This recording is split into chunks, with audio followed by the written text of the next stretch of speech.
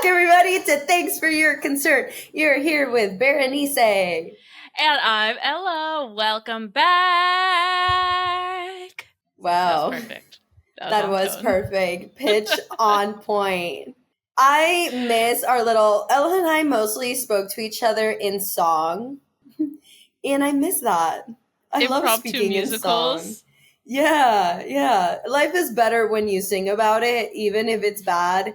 Even if, what you're saying is absolutely horrid. If you're singing about it, something about it just, really changes the tone, Like, I'm so upset today. Today has been absolutely shitty.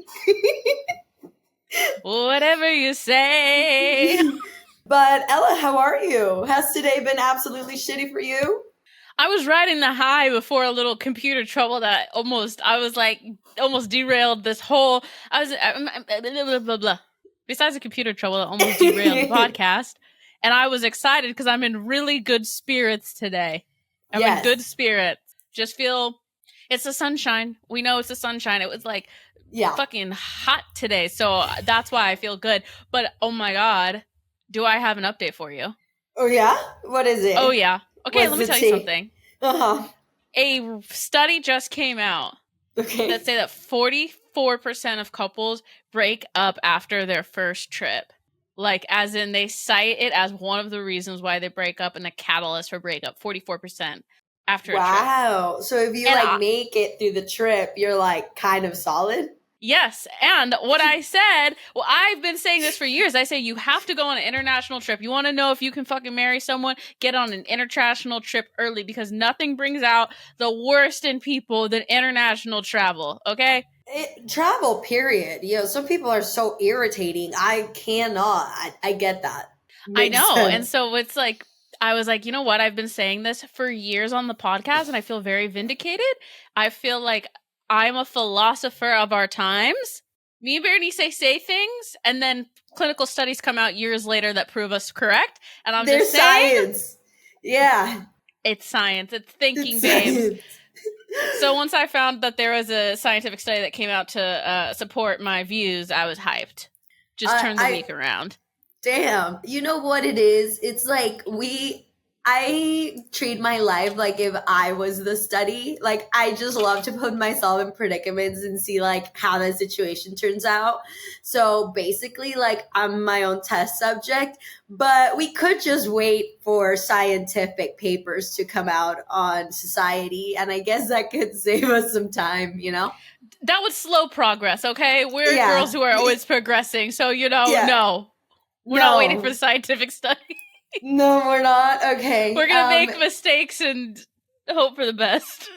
I get that. We're going to come out through the other side. There's been a lot of people that have been complimenting my energy lately. And I'm like, really? Because I've been through some shit, bro. Dude, maybe it's because we're getting a little older, but I feel like I'm really coming into my own, and I feel people have been talking about how I'm funny and kind a lot lately, and I'm like, oh my god, what? Thank you. I love that I'm putting out good energy. Funny and kind, though. You know what I mean? I guess I don't know. It's the crackheadness. Once it simmers, it's just really nice. You know what I mean? It's we have a really good aftertaste right now. Also, I was about to say, I was causing a lot of chaos that I feel like a lot of people couldn't co-sign on. And now that I'm chilled out, I think people can co-sign on my crazy, because it's it doesn't seem destructive. They're not enabling bad behavior. It's just a spunky personality without the self-destructive. So we're really pulling through the game here. Yes. What's up with you? What's been going on? Just getting my life together. I've been really handing it to the universe, because I'm just fully on board with the universe is my friend, the universe is working for me, whatever. I'm drinking that Kool-Aid. I'm fully on board. Universe is wiping something out of my life. It's not meant for me. You know what I mean? So once I have this now hee ha ha relationship with the universe, I've been looking at things slightly different. And I think that me and the universe are so tight that the universe actually thinks she can joke around with me. And it's funny, So there's certain times of my life where there's really funny like coincidences. And I notice that it happens to me more than it happens to other people. I don't know if I'm just like more aware than other people that like shit kind of like goes down. But like in the past like 2 weeks, one, I like met some random dude. I ended up like having to take the train from the gym, which I never do because it was raining. And I saw that dude and he was like waiting for the rain to stop. And I was like, oh my God, like, hi, whatever. And he was like, he just said something like so cute and funny, like a rom-com kind of like meet cute. I was like, oh, like, what are you waiting for the rain to stop? And he was like, yeah, but like, I don't know, like maybe I was waiting for you. And then we walked home in the rain together and I was like, oh, that's so cute. And then today I was like in my little hot girl healing journey walk, today I was really trying to feel my feelings. And I ended up like walking most of the way home again, like very random journey home. And as I was like walking to my house, I hear like EDM coming from this taco place right next to my apartment. I look and it's the dude. I was seeing this dude. It turns out, so I avoid people like when shit is raps. Like I do not show up the places that you go to. I do not talk to your friends. I'm just like trying to like get away from your energy, cut those energetic ties.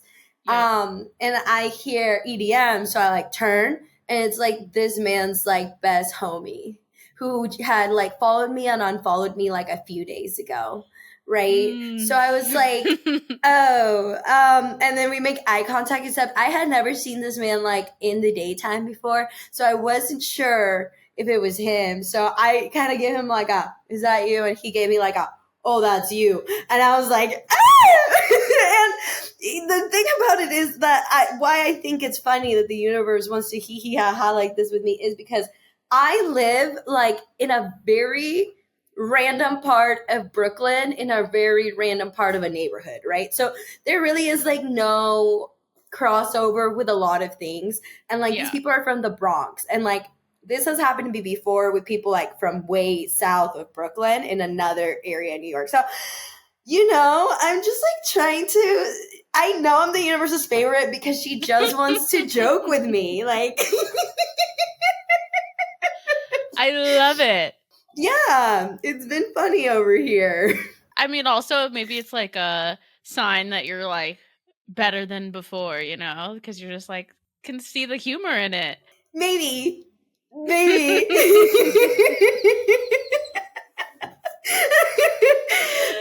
But yeah, so now we're just hoping to see what happens, what the universe has in store for me, which is kind of like what this episode goes into. We have wrapped up half of the year. 2024 is officially like halfway done. So that was Act 1, baby. So yeah, Act 1 is done. Act 2 is coming up. Should we get into it? Let's do it.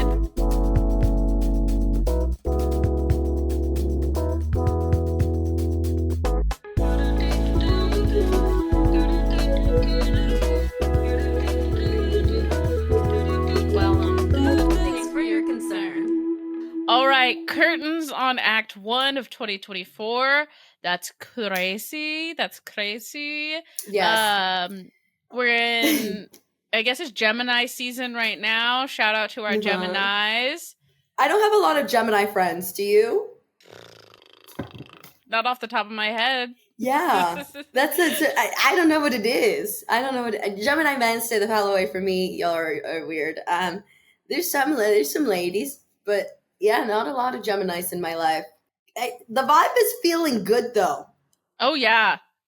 I'm feeling good. I hope everyone's feeling good the way they are. But I really love, like, my birthday's mid-July, and it's always like a nice little check-in because it's like, okay, dang, I'm like I'm over halfway through the year. Like, where are we at on these goals? Where are we at 2024?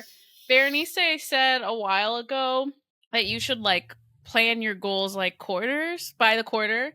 She said that, and I really like have been going full into this, and I'm like, you can get a lot of things done if you think about things in months and quarters. I'm like honestly very proud of myself, and something that I would say is that like, hey, revisit that vision board, see where you're going strong, what areas you're going strong in, and like pat yourself on the back. And then, you know, for act 2, baby, what else do you want to get done? What do you want to improve on? What maybe you need to shift your focus? Yeah, I will say mine went a little bit array. I started the year like really strong. I think for me, I didn't go specifically into quarters. I went more with the idea of like mission, like what's my mission, my goal, my purpose, and my priorities, right? And low key, this like helped me therapize myself. Like I accidentally did something in my brain chemistry with this one. I knew that at the start of the year, like I set the ball going. I was like, I'm not gonna go out as much. I want to like set my intentions into just like growing my little business, being as creative as I can be. And I wrote out everything that I intended myself for the year, including my relationships. I was like, no fake intimacy, you know, like things that I just really wanted to work on.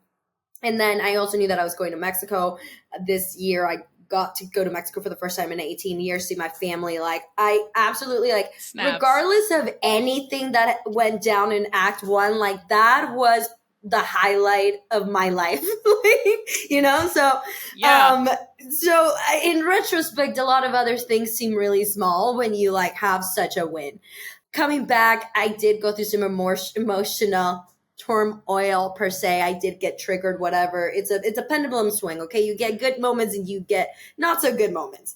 I will say that because I had, I guess, such a strong basis of like my mission, my purpose, and I like practiced that really intently for like the first month of the year before like I got to go have fun or whatever.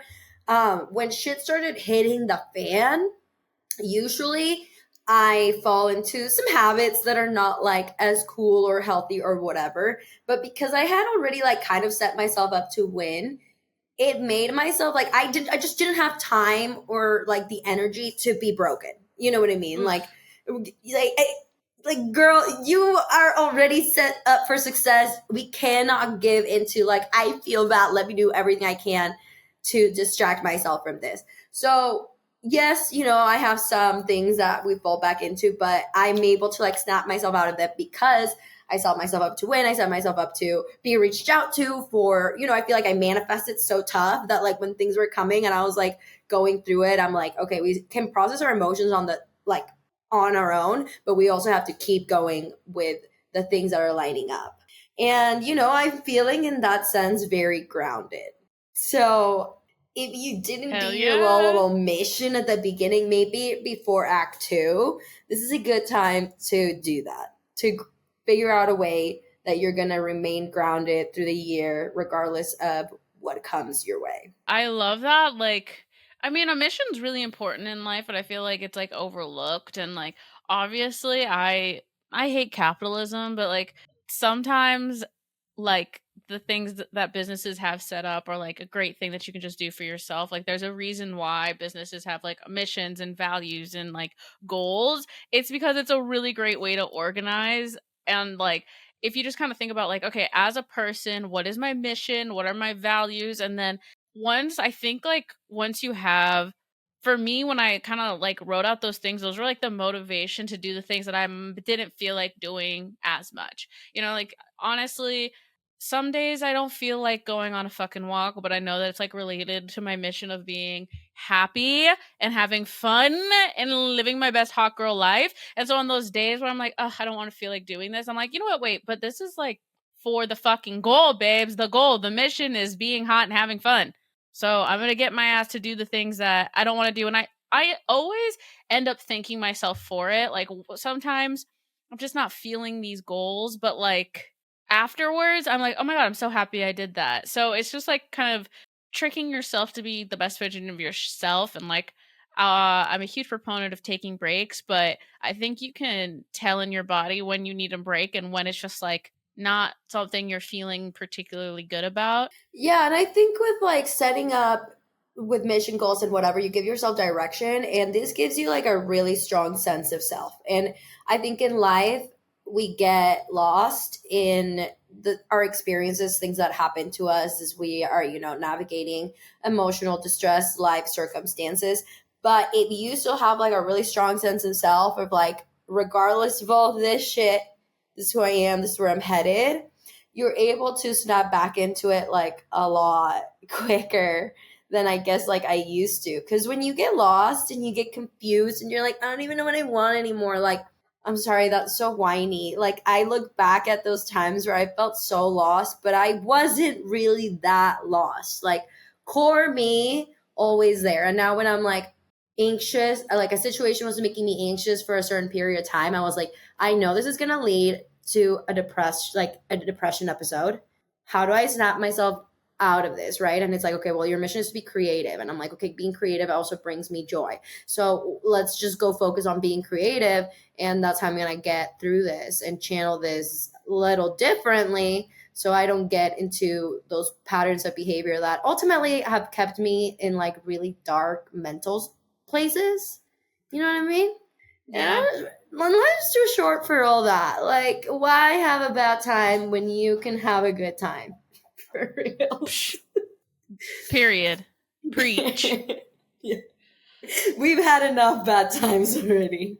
I've been really enjoying this year and like the story that I've kind of like written for myself, and looking back at all the things that I've already done and then looking forward, because even though 2024 is just like a year, I hope that it's a year of my life. I don't know if that makes sense. Like, it all works up to bigger and better things. Things, you know, it's easy to kind of like get lost in like, oh, this is only 2024. But then when you think about the grand scheme of life, it's like, I'm excited about like all the work that's going to be way down the line, you know, 2 years, years down the line, because things take a while to things can be slow, and that can be so frustrating. I think that's something that I've, now that I have more life experience, I understand how slow going things can be. And like now I'm not like willing to give up quite yet, because I'm like, you know what? No, this is just like the beginning of a long journey and I'm enjoying the ride. Yeah. I think that life comes at you fast, right? So part of like really being in the present takes a little bit of just like reflection of being like how, like, obviously enjoying your surroundings and living in the moment, but also being like, okay, what have I learned from this past 6 months? And something that I really like about like acts and like, you know, like how writing is set up, it's like act one is the setup, okay? This is the exposition, establishes the main characters, their goals, and it sets up some conflict. Maybe this resonates with the first half of your year, okay? It pushes the plot and makes the characters make moves. Then there's act two, okay? This is where the stakes are raised. Here's like what's in the sauce, where's the spice coming from in your life? And this is where the character is changing. It's the meat of the book. It's the best part of the book, okay? And it gets to show you what you're made of, and it tests your commitment to your goals. Baby, okay? Act 2. I'm excited. Act 2. And I think it's really beautiful to think of your year like that, because it's like you're kind of setting up your own novel, your own book. And maybe if Act 1 was a little wacko, you know, maybe it wasn't given, you still got Act 2 to like switch that bitch right up. It could be a slow burn book, you know? Yeah. I've read a couple books lately where the ending is everything, you know what I'm saying? Where it's like, it was an okay book, but it just had a hot ending. It had a great act 2, a great ending. And so it's like, don't give up too soon. There might be something so juicy at the end of this, baby, if we just keep going with the plot. And you write that up all yourself, literally. Like, you control the characters in your life. You control some of the plot lines. Like, things may be coming out of left field. You know, there's some things that the characters never saw coming, but you do get to write how the characters respond to those things and the choices that they make past those like conflicts that come up in the book per se, and as that book is your life. With that, I think this is also a good time to reflect in which characters are worthy of being carried over into Act 2 and which can just be left in Act 1. They were good character builders in Act 1. We don't really need to see them in Act 2. There's not enough screen time for everyone. There just isn't. And, maybe less is more. Who are the ones that are really giving you that substance, that juice for Act Two? The juice, baby. The Who are the main juice. characters? And how do the main characters interact and treat each other? You know what I'm saying? Like, sometimes you have to take a outsider view of your life to see if you like something. If you were reading your own story, would you be like, what character would you be sick of? And you're like, I don't fucking like this guy. Have No, you for real. have you heard of A Court of Thorn and Roses? Have you read that No. one? Oh, No, you I gotta get haven't. on that one. That's a good one. Okay. That's a juicy read. But there's 5 books, right? And like, no spoiler alert, but there's the main character in the first book. We don't like him after book 2, right? And this like this girl on TikTok, she got a fucking tattoo without knowing 2, 3, 4, and I was like, oh man, I was like, that is traumatic. Like, you got the wrong character's name tattooed on you. And then, like, also, like, we all know who the bad guy is in a book, right? Like, not always. Sometimes it's a fucking... But we know when it's a bad guy. And we're like, I fucking hate this guy. Why the fuck? We all hated Chuck Bass for the first 3 seasons of Gossip Girl, right? If you have a Chuck Bass in your life, he better be getting on a redemption arc or he's got to go. No, don't let these villains into your story. I agree, and they're annoying. It goes to the point, like, why can't they take, like, the characters know that this character is constantly driving drama, right? And they're like, Causing we hate this problems. character. Keeps the character. Doesn't make sense. Doesn't make sense. Or you got another whiny one like Carrie, I'm sorry, like Sex and the City. Ugh. Just like she literally got stuck on this dude, like the root of a situationship, dogged left and right, and you're just like, girl, get it together. Like, we're trying to root for you, but you're being stupid at this point. Like, this is your own doing. Oh, honestly, Carrie's like one of the most... I actually like Sex and the City, but for everything but Carrie, which is funny. Yeah. Yeah. Like, I like the premise. I like, the ladies who have careers and are hot and funny and living their best life. But then there's Carrie, and I'm like, bitch, if you do one more fucking thing, I'm about to fucking lose it. Switch to Samantha. What's Samantha doing? Don't be a fucking Carrie if you want to be a Samantha. You can be a Samantha. You could be anybody else. You could be a Charlotte. I even fuck with Charlotte more than I fuck with Carrie, okay? I understand Charlotte now more as an adult. I thought she was pretty, like, kind of uppity, but now that I'm an adult, I'm like, no. Those are a woman who knows what she wants. That's standards. She was the most solid, probably stable out of all of them. She was the most... came off the most cuckoo, but riding that wave. She was just riding that wave. I feel that. Oh my goodness. Now we can also see how Act 1 was. If Act 1, you spend a lot of time giving your energy to others, maybe Act 2, you can redirect that energy just to yourself.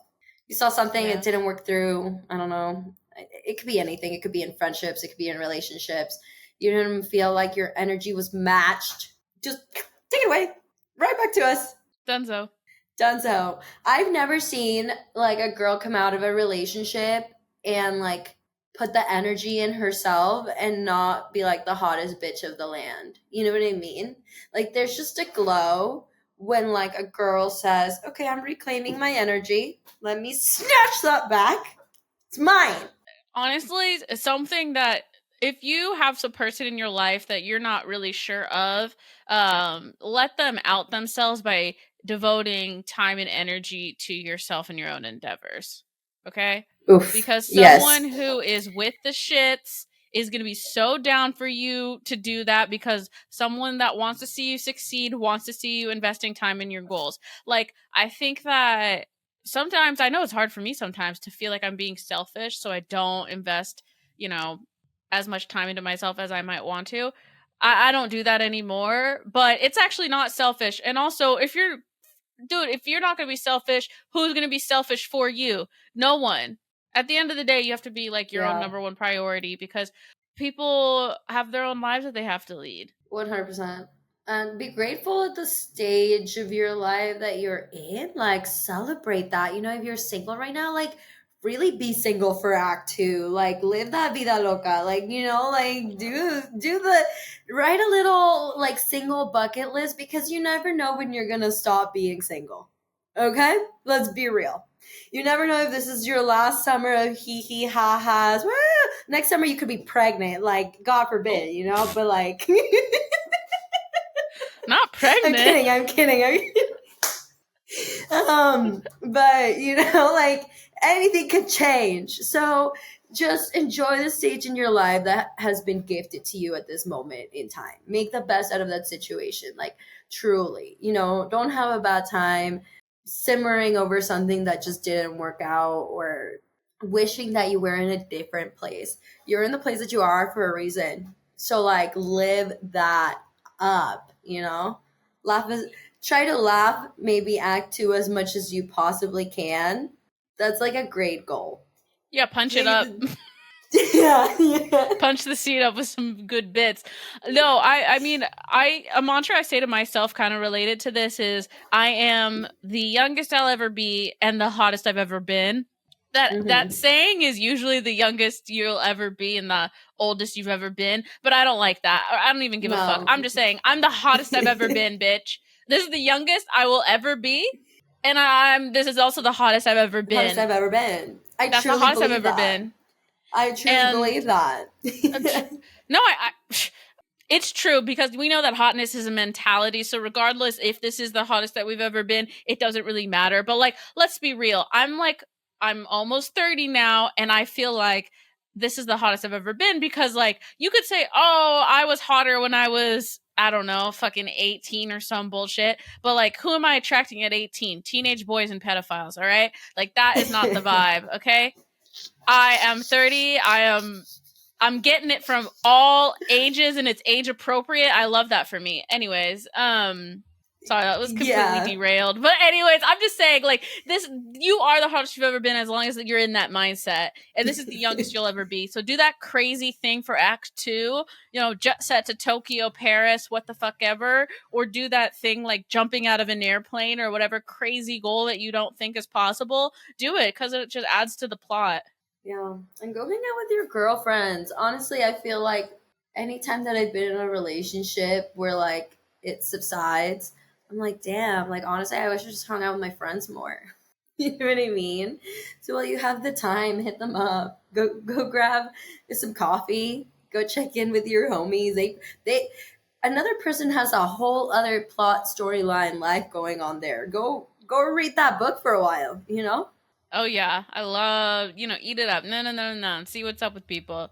And another thing is that, like, if things are not going the way you planned it, because life never is. If you're not in the best place right now, baby, you can pivot and you can dig deep into your goals.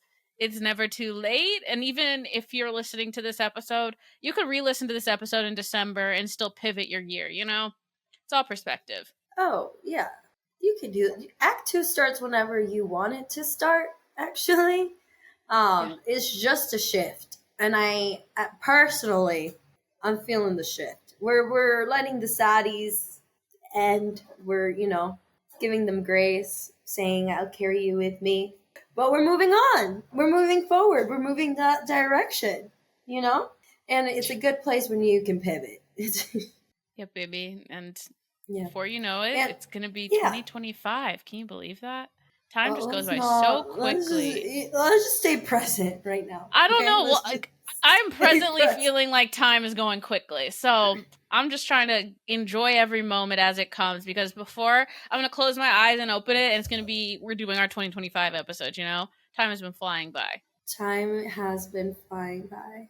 And, if you're uncertain about any situations going into Act 2, let other people carry those plot lines. You know what I mean? Like, I think in any time of like uncertainty, I've tried to set like a definite tone to it. But now I'm in a point where, like, if I make every single decision for people, then there is comfort in that, but there's also comfort in being like, let people decide to do whatever they're gonna do, and I'm just gonna worry about myself over here. Mm-hmm. There's something very beautiful about that. And sometimes when you really are focusing on like yourself and moving forward, you forget that you're letting go, right? Because letting go is really hard when you're focusing on like, I gotta release this human. But if you focus your time and energy into other connections, other things that you have going on in your life, you become more attached to like this new vision and version of your life than to whatever old vision you were attached to before. So maybe think of a really good, beautiful vision, a new vision that you just get really, really center and attached to that plot line and that ending. Yeah, fall in love with your own story, you know? The one Yeah. that's, and I mean, kind of like this, where it's like your vision and your goal. You might be trying too hard in a certain area of your life. Like, I mean, for instance, you might be really focused on your love story, but maybe that's not the important story that needs to be told. Maybe that is like not what you want to focus on. Like, we have all different kinds of art that can be made. So, like, maybe 2024, you thought it was going to be about love, but now it's about career, or maybe it's about healing. Like, it can be whatever you want it to be. So maybe you have to shift the vision and surprise yourself and kind of genre bend what you think your goals Yeah. should be.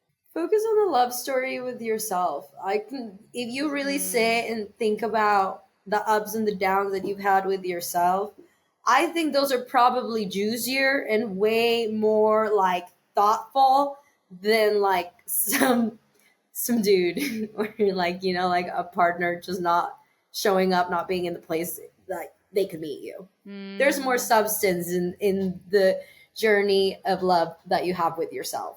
Holla. I know. Love that. Well, that's all I got. That's all I got. Just go have fun, be wild, act two, but also grounded. Be wild. Go do something crazy. No.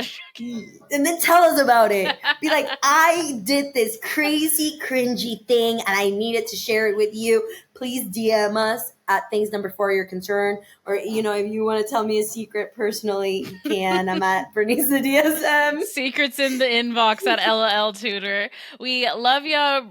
Subscribe to the podcast, send it to a friend, like, rate, review. We love it all. And we'll be back here next week. We are so excited to have you. Talk to you later. Bye, toodles.